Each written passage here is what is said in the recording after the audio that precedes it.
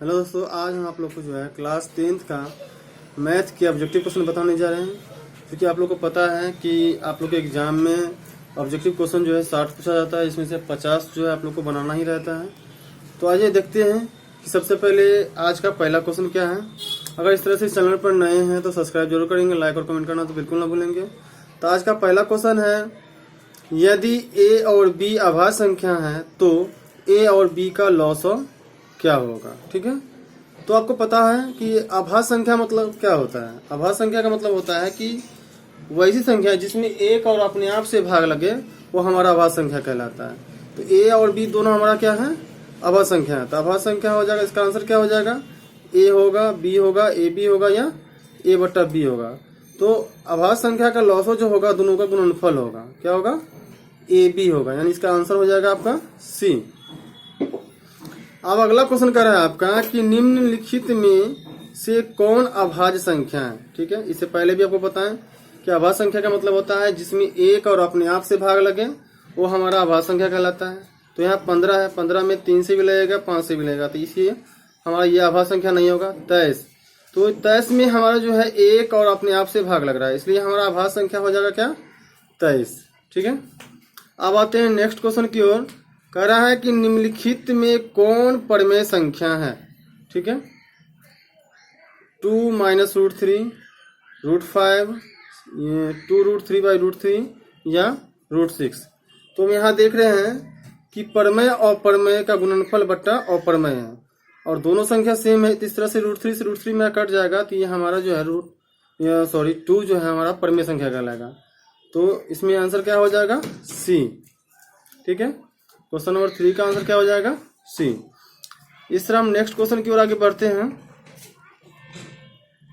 अगला क्वेश्चन कह रहा है, यदि 65 तथा 117 का मौसम 65 माइनस 117 के रूप में है तो m का मान क्या होगा। क्या होगा m का मान, 1 होगा, 2 होगा, 3 होगा या 4 होगा। तो m का मान हो जाएगा हमारा 2। ठीक है, क्या हो जाएगा, 2 हो जाएगा। हमारा नेक्स्ट क्वेश्चन है, कह रहा है 2, 10 और 20 के लॉसव और मौसों का अनुपात है। ठीक है, 2, 10 और 20 के लॉसव और मौसों का अनुपात क्या होगा। ठीक है, 1:10 होगा, 10:1 होगा, 4:3 होगा या 11:1 होगा। तो इसका आंसर हो जाएगा हमारा 10:1। क्या होगा, 2, 10 और 20 का जो मौसों और लॉसों का अनुपात जो हो जाएगा 10:1 होगा। ठीक है, अब आते हैं नेक्स्ट क्वेश्चन की ओर। सबसे छोटी भाज्य संख्या और सबसे छोटी भाज्य संख्या और छोटी अभाज्य संख्या का मौसों कितना होगा। ठीक है, 1, 2, 4 या इनमें से कोई नहीं। तो सबसे छोटी अभाज्य संख्या जो होता है हमारा वो 2 होता है। क्या होता है, 2 होता है। सबसे छोटी भाज्य संख्या और सबसे छोटी अभाज्य संख्या एक ऐसा संख्या है जो भाज्य और अभाज्य दोनों में गिनती की जाती है। तो याद रखेंगे, अगर आपसे पूछा जाए कि सबसे छोटी भाज्य संख्या और सबसे छोटी अभाज्य संख्या का मौसम कितना होगा तो इसका आंसर होगा 2। अगला क्वेश्चन है, 2 लगातार संख्याओं का मौसम है। ठीक है, 2 लगातार संख्याओं का मौसम है। क्या है, 0 है, 1 है, 2 है या 4 है। तो इसका आंसर हो जाएगा 1। क्या हो जाएगा, 1, यानी 2 लगातार संख्याओं का मौसम जो होगा वो क्या होगा, 1 होगा। ठीक है, आपका अगला क्वेश्चन है कि 5005 के कितने अभाज्य गुणनखंड हैं। ठीक है, 5005 के कितने अभाज्य गुणनखंड हैं। 2 हैं, 4 हैं, 6 हैं या 7 हैं। तो इसका जो है अभाज्य गुणनखंड 4 होगा। ठीक है, कितना होगा, 4 होगा। अब हम आते हैं नेक्स्ट क्वेश्चन की ओर। तो आपका नेक्स्ट क्वेश्चन कह रहा है, कितने 2 अंकों की संख्या 3 से विभाज्य है। ठीक है, कितने 2 अंकों की संख्या 3 से विभाज्य है, 25, 30, 32 या 36। ठीक है, तो इसका आंसर हो जाएगा 30। ये 3 से कितने का रहा है, 2 अंकों की संख्या 3 से विभाज्य है, तो 3 से 3 दाएं 30 हो जाएगा, ये भी संख्या विभाज्य है। ठीक है, अगला क्वेश्चन है, दो संख्याओं का गुणनफल 8670 है और 917 है, तो लॉसो क्या होगा। ठीक है, इसका रूल आपको पता है कि जब दो संख्याओं का गुणनफल दिया हो और मौसो दिया हो तो लॉसो निकालने के लिए क्या करते हैं, दो संख्याओं के गुणनफल में मौसो से भाग करेंगे तो उसका लॉसो प्राप्त हो जाएगा।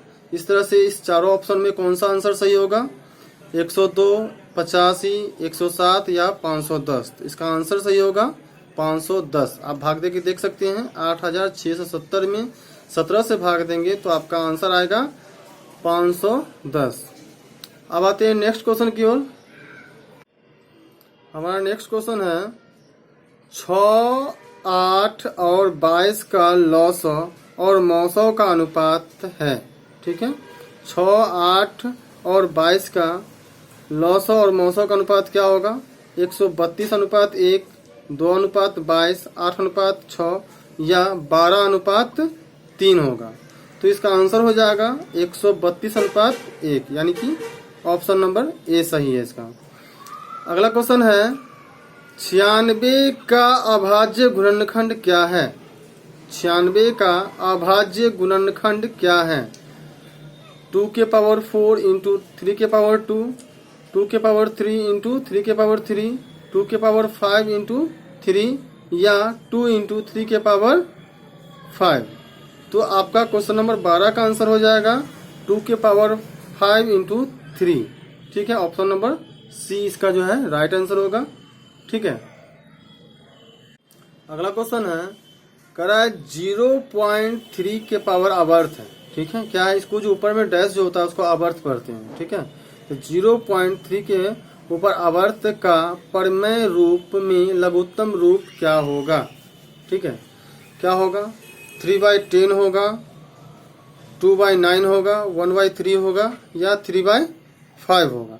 इसका आंसर हो जाएगा 1/3। ठीक है, क्या हो जाएगा इसका आंसर 1/3।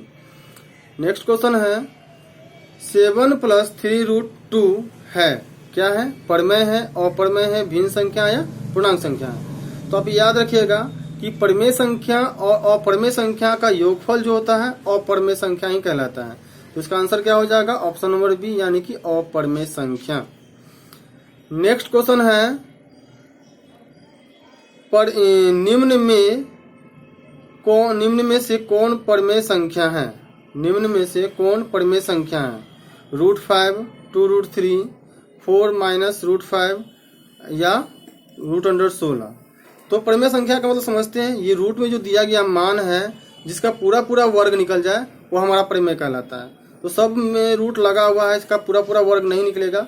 और ये √16 है जिसका वर्गमूल होता है 4 और हमको पूछ रहा है परमेय संख्या, तो इसलिए इसका आंसर क्या हो जाएगा, ऑप्शन नंबर डी।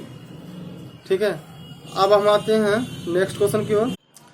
अगला क्वेश्चन है, 0 और 50 के बीच विषम संख्याओं की संख्या है। ठीक है, क्वेश्चन क्या कह रहा है, फिर से सुन लेते हैं कि 0 और 50 के बीच विषम संख्याओं की संख्या है। ठीक है, तो 0 से 50 के बीच जो है कितनी विषम संख्याएं हो सकती हैं, 26, 25, 27 या 24। तो 0 और 50 के बीच जो हो सकती है विषम संख्या वो हो सकता है 25। ठीक है, कितना हो सकता है, 25। नेक्स्ट क्वेश्चन है, 5, 15 और 20 के लॉसो और मौसो का अनुपात है। 5, 15 और 20 के लॉसो और मौसो का अनुपात है, क्या होगा, 9:1, 4:3, 11:1 या 12:1। ठीक है, तो इसका आंसर हो जाएगा 12:1। ठीक है, अब आते हैं नेक्स्ट क्वेश्चन की ओर। कराए निम्न में कौन अपरमेय नहीं है। निम्न में कौन अपरमेय नहीं है, तो ये ध्यान रखिएगा कि अपरमेय नहीं कह रहा है, इसका मतलब है कि परमेय होगा। ठीक है, निम्न में कौन अपरमेय नहीं है, यानी कि परमेय है। अब देखिए रूट अंडर 10 इसका पूरा पूरा वर्ग नहीं निकलेगा, इसलिए यह प्रमेय नहीं हो सकता है। रूट 24 का भी पूरा पूरा वर्ग नहीं निकलेगा, रूट 35 का भी पूरा पूरा वर्ग नहीं निकलेगा। और रूट अंडर 121 है जिसका वर्ग होता है 11। क्या होता है? 11। तो यहाँ पूछ रहा है अप्रमेय नहीं है यानी कि प्रमेय है, तो प्रमेय हो जाएगा क्या इसका? रूट अंडर 121 जिसका वर्ग होता है 11। ठीक है, अब आते हैं नेक्स्ट क्वेश्चन की ओर। कह रहा है कि दो संख्याओं a और 18 का लौसव 36 है तथा मौसो 2 है, तो a का मान क्या होगा? ठीक है, इसका आंसर होगा 2, 3, 4 या 1। इस चारों में कौन सा आंसर सही है? तो इसका चारों में जो आंसर सही होगा इसका होगा ऑप्शन नंबर सी, यानी कि 4। दो संख्याओं a और 18 का लौसव 36 है तथा मौसो 2 है, तो a का आंसर हो जाएगा इसका 4। ठीक है, अब आते हैं नेक्स्ट क्वेश्चन की ओर। यदि p तथा q दो अभाज्य संख्या हैं तो उनका मौसो क्या होगा?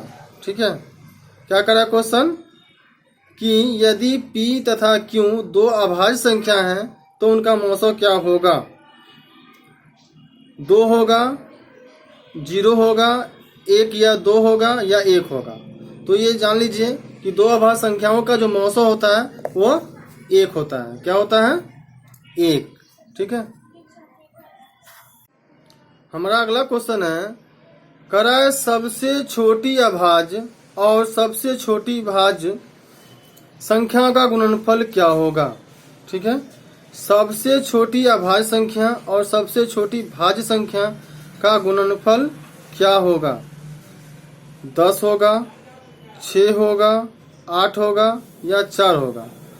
तो सबसे छोटी अभाज्य संख्या और सबसे छोटी भाज्य संख्या का गुणनफल क्या होगा? इसका ऑप्शन नंबर हो जाएगा डी। चूंकि भाज्य सबसे छोटी भाज्य भी 2 है, सबसे बड़ी भी भाज्य 2 ही है, तो दोनों का गुणनफल क्या हो जाएगा? 2 दूना 4, इसलिए इसका आंसर हो जाएगा option number D. Next question है, निम्न में कौन सी अभाज्य संख्या है? निम्न में कौन सी अभाज्य संख्या है? अभाज्य संख्या समझ सकते हैं कि हम पहले ही बोल चुके हैं जिसमें 1 और अपने आप से भाग लगे। तो यहाँ 29 है, 25 है, 16 है और 15 है। तो यहाँ पर 29 है अभाज्य संख्या, क्योंकि इसमें 1 और अपने आप से ही भाग लगेगा। बाकी सब में जो है इसमें 5 से भी लगेगा, 25 से भी लगेगा। ठीक है, इसमें 2, 4, 8 सबसे लगेगा, इसमें 3, 5 से भी लगेगा। तो हमारा अभाज्य संख्या इसमें कौन सा हो जाएगा? 29, यानी ऑप्शन नंबर ए इसका सही है, राइट आंसर होगा। अगला क्वेश्चन कह रहा है कि 3.27 के ऊपर अपवर्त है। ठीक है ना, 3.27 के पावर अपवर्त है, यह क्या है? एक पूर्णांक संख्या है, एक परिमेय संख्या है, एक प्राकृत संख्या है या एक अपरिमेय संख्या है। तो यह जो है एक परिमेय संख्या है। क्या है? यह एक परिमेय संख्या है। आते हैं हम नेक्स्ट क्वेश्चन की ओर। किसी पूर्णांक m के लिए सम संख्या का रूप है। ठीक है, किसी पूर्णांक m के लिए सम संख्या का रूप है m+2, 2m+1, 2m या 2m-1। तो इसका जो सम संख्या का जो रूप होगा वो हो जाएगा 2m, यानी कि ऑप्शन नंबर सी। अब हम आते हैं लास्ट क्वेश्चन की ओर।